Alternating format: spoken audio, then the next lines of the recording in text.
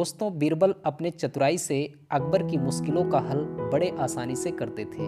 एक दिन बादशाह अकबर ने बीरबल से सवाल किया कि शास्त्रों में कई बार अप्सरा और पिशाचनियों का जिक्र आता है, क्या तुम इन दोनों में अंतर बता सकते हो?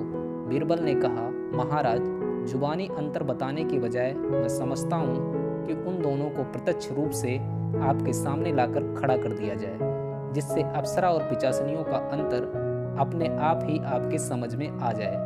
अकबर ने खुश होकर कहा, इससे बढ़कर और अच्छी बात क्या हो सकती है? फिर तो दोनों को लाकर यहाँ पेश करो। अगले दिन बीरबल ने सुबह सुबह बादशाह के सामने अपनी बीबी और उसके साथ एक सजी धजी रूपवती वेश्या को लाकर पेश कर दिया।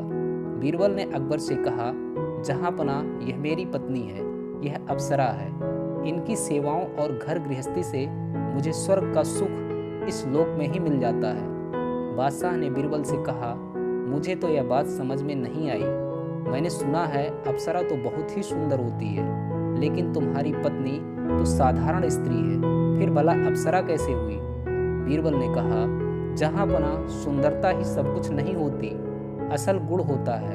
नारी का चरित्रवान, गुणवान और पति के प्रति निष्ठावान होना, ऐसी बीवी मिलने पर पुरुष इस लोक में ही स्वर्ग का सुख भोगता है और पत्नी को अप्सरा मानता है। बीरबल ने पुनः अकबर से कहा, जहाँपना, आपकी नज़रों के सामने जो दूसरी स्त्री खड़ी है वह रूप की खान है और सुंदरता की अपने आप में एक मिसाल है, लेकिन यह वेश्या है और यह मेरी दृष्टि में पिशाचनी है, और यह पिशाचनी जिसे लग जाती है उसका सर्वनाश करके छोड़ती है। ऐसा ही हाल इस औरत का है। इसका रूप केवल पुरुषों को शिकार के रूप में फंसाने का चारा है। इसके चक्कर में जो पड़ जाता है, घर बार, बाल बच्चों सबको भूल जाता है। कमाने धमाने का ध्यान नहीं रहता। वह अपना स्वास्थ्य, धन और प्रतिष्ठा को खो देता है। यह अपने चक्कर में पड़ने वाले पुरुषों का सर्वनाश करके ही पीछा छोड़ती है। बादशाह बोले, वाकई मान गए बीरबल आपकी बात को। बोलो, तुम मुझसे क्या पुरस्कार चाहते हो?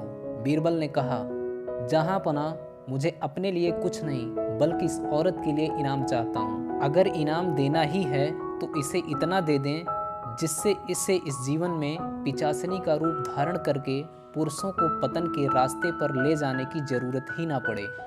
बादशाह बोले, मुझे तुम्हारी यह बात और भी पसंद आई बीरबल। यह कहकर बादशाह ने वेश्या को बहुत सारा धन दिया और उसे पुनः वैश्या वृत्ति न अपनाने की चेतावनी देकर ससम्मान वहां से विदा कर दिया। दोस्तों, इस कहानी का सार यही है कि नारी का चरित्र ही उसका सबसे श्रेष्ठ गुण होता है।